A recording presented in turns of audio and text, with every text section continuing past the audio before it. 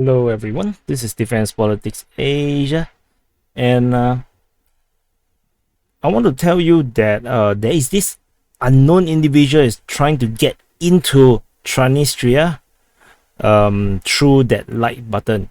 I think you need to do something about that like button because he's sneaking into Transnistria and think he want to do some false flag for whatever reason. So do something about that. And now Transnistria, this is the quick update about Transnistria. So what happened was that remember that I reported about Transnistria around 1-2 days ago about this this RPG attack at this government building in Tiraspol. So apparently I did not I missed out some of the Russian sources, and then there's actually a lot more attacks to just that RPG attack. The RPG attack was just the first of a series of attacks. So let me start from okay. So nearest to Tiraspol is the airfield, Tiraspol airfield. So this is a military airfield from the Soviet times. You can see the design with the hidden what do you call, hangar? Yeah. So the Hobbit home. According to this to Intel Slava, I believe if you are on Telegram and following the war, I think you must be following them as well. So the UAV has dropped NATO mines. I think this is called bombs. NATO is, of course, this is just the way how they're going to push this information. So they have dropped bombs. NATO UAVs has dropped some bombs or whatever it is, explosive, on the military airfield at Tiraspol. So in Tiraspol, the military airfield is hit by 60 bombs. So and then it was slightly dropped from drones. So this is actually a very weird way of describing a bomb. So, and I'm not sure that if there's even any fighter jets or aircraft that is actually in this airfield that is worth attacking. So to the west at Pakani, so there is an explosion reported in the village of Pakani, so which hits a military unit. So but the Security Council of Transnistria did not provide any other information. So you can as good as call this bullshit, or it could be no, maybe they are attacking some, I don't even know, maybe it's this base. Maybe this looks like a military base, right?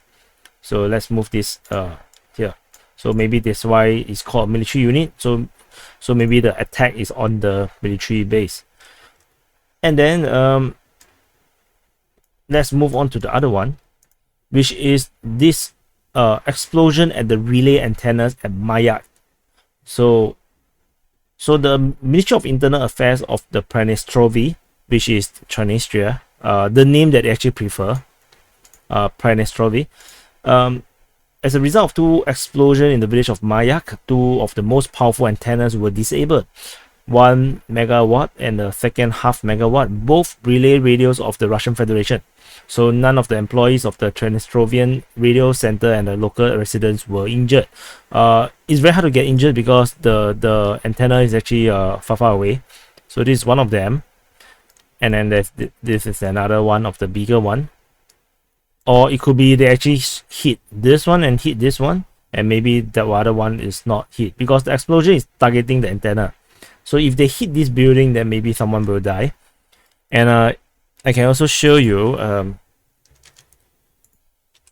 So this it looks like this after the attack. So repairing this would be extremely time-consuming and very hard because yeah, it's a lot of wires. So this is a very peculiar there's more, sorry. All the way up north at Kozbana. So UAV is spotted flying over Kozbana from Ukraine. So and then there was a shelling reported at Kobasna, and so according to this report, from the Interior Ministry of Transnistria. There are several drones detected flying over the village of Kobasna overnight, and they had come from the direction of Ukraine. Then later, shots were later fired at the border village, which is Kobasna, from the Ukrainian territory. But they said nobody was injured. According to the Russian sources, they say that the firing, this shelling or whatever, maybe it's just machine gun or it's just rifle shots. No idea what the shots means. Comes from Transnistria. So Transnistria, so they find this direction upwards. And what is significant in Kobasna is this thing. This thing looks very familiar, right? This looks exactly similar to the one that was captured in Balaklia. This is actually a military deposito. You see, deposito. This is actually a military depot. So according to the Transnistrians, they say that this is the Europe's largest ammunition or weapon storage in Europe, which is ridiculous. I don't believe. So it looks a lot like the Balaklia one. Let me show you Balaklia. So this is the Balaklia one. Obviously, this is bigger. So I think they are just bullshitting as well. But you can see this is actually smaller. The Balaklia one is bigger. So this is significant in a few ways. So the Ukrainians are struggling to get more ammo and more equipments to the front line, and they want to get whatever they can get. They had been expending a lot, and they have also lost a lot, either through destruction or through capture of their ammunition, equipments, weapons, whatever. And according to some Russian sources, they say that while the Ukrainians speed up their mobilization, they actually have problems with arming them, because most of the weapons have been sent east, despite they supposedly have all these weapons. But because maybe the way how they distributed the weapons, randomly to the civilians, they have actually ran out of small arms weapon, I guess, to give to the mobilized troops. So maybe this is something that the Ukrainians might be very, very interested in. It's very weird because according to the Russian sources, pro-Russian sources, they are talking about how the Ukrainians are salivating at the idea of capturing the arsenal within Transnistria, and they have been talking about this because they saw some statement coming out from Ukraine that suggests that they should attack Transnistria. So this triggered all this pro-Russian analysts or OSIN guys, and they have been criticizing how the Ukrainians is going to conduct an offensive against Transnistria, or to conduct a false flag to pull Transnistria into this war. And then so because of this this situation of all the explosion happening all over the place, so the Transnistria government have raised the terrorist threat alert to red. So this is higher than the Belgorod one. Belgorod is only at yellow. So the President Vadim Krasnoselevsky held a meeting with the Security Council of Transnistria. The main issue is the terrorist attack on infrastructure, facilities, and the state institutions of the republic. So they recorded 3 attacks, and then so it's the building, Terespo, the military unit at Pakani, and the radio tower near Mayat. So on this statement, they did not mention the shelling at Kobasna, because nothing got destroyed. It was just shots shooting over into the village or the town. And And in a further statement, the president of Transnistria also denied that they had announced any form of general mobilization, which the Ukrainians have been claiming for at least a month, I guess. From what I've seen, like they have been constantly saying that the Transnistrian or the Russians are trying to mobilize troops or trying to get people to sign up into the military. And then he said that these absurd lies taught up by provocateurs. So he officially declared that the leadership of the Republic, which referring to Transnistria, has not taken such decision. These attacks has not gone unnoticed all around the world, especially at Moldova, where they supposedly have the recognized government of this breakaway territory. The president of Moldova actually convened an emergency meeting and of the Security Council due to these incidents. I tried to search for what is the conclusion, but there's no conclusion other than all the checkpoints are now manned on both sides. Both are trying to make sure that all the border checkpoints make sure that no one suspicious or whoever brought weapons or whatever. So they are trying to capture or try to prevent any form of further sabotage. This also involved on the Moldova side, because the Moldova have no interest to go to war.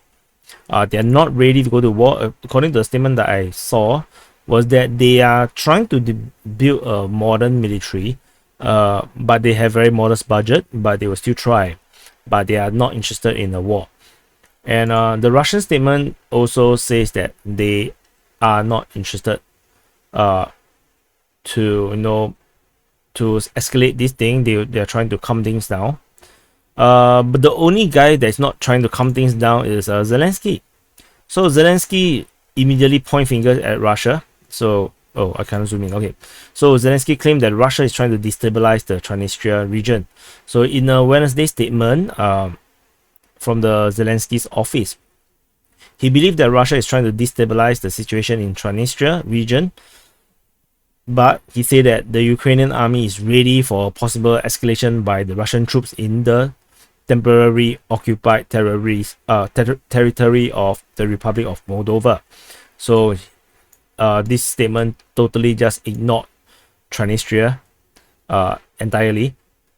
And the goal is obvious: to destabilize the situation in the region and threaten Moldova. They want to show that if Moldova supports Ukraine, there will be certain steps. So this is the narrative that the Ukrainians are going for. And so the pro-Ukrainian crowd are saying that the Ukrainians gain nothing from trying to do all this false flag. So these are all false flag, confirmed. It's just we're not sure who actually is conducting the false flag. So that's a funny thing, right?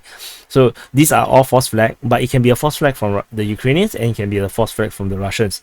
So the pro-Ukrainian crowd says that there is no benefit to the Ukrainians doing this, because this will just open a new front and stretch the Ukrainian army further than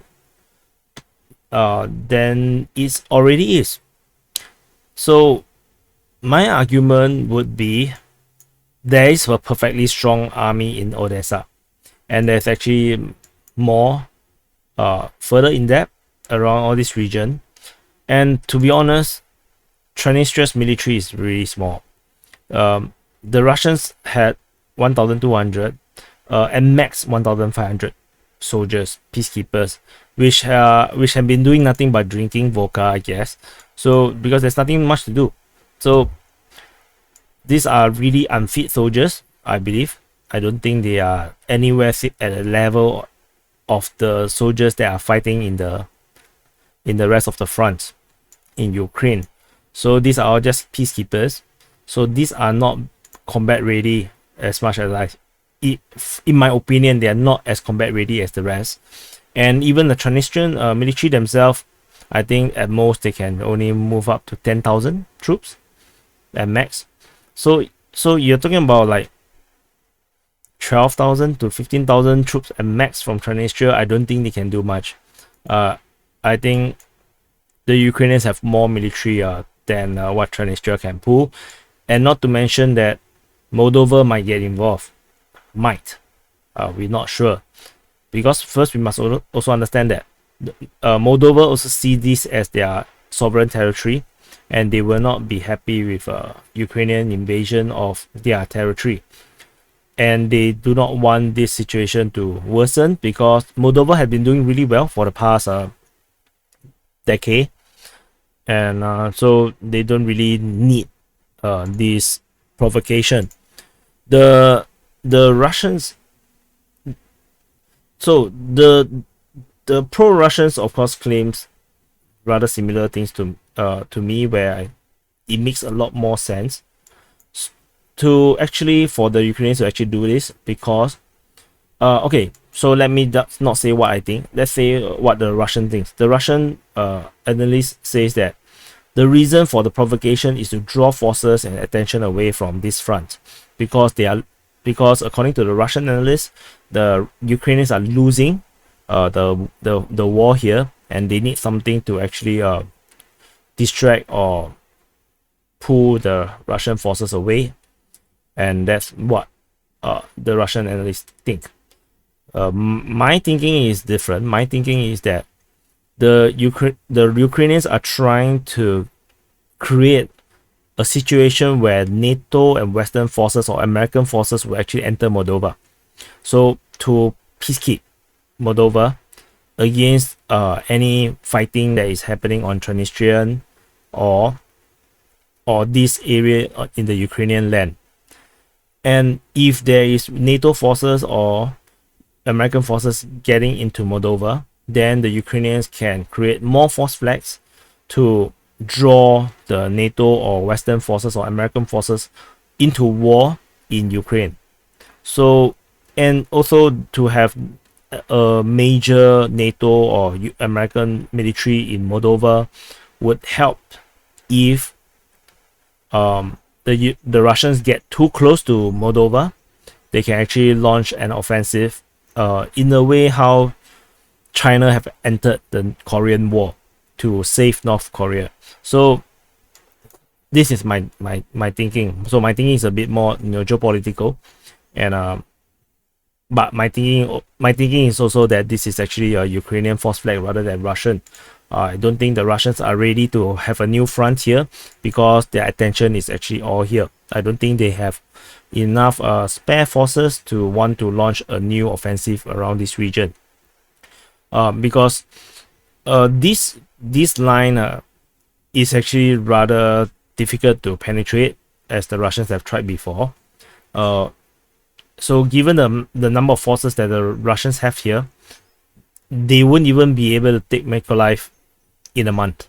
It's not possible. So, and then given this distance all the way, and then have to go back to the dreaded Voznesensk, all the way to this place, they can't really save Transnistria. It's not possible. Even an amphibious landing, they will be trapped at Odessa. It's really difficult for any Russian forces around here to save Transnistria or to reinforce Transnistria.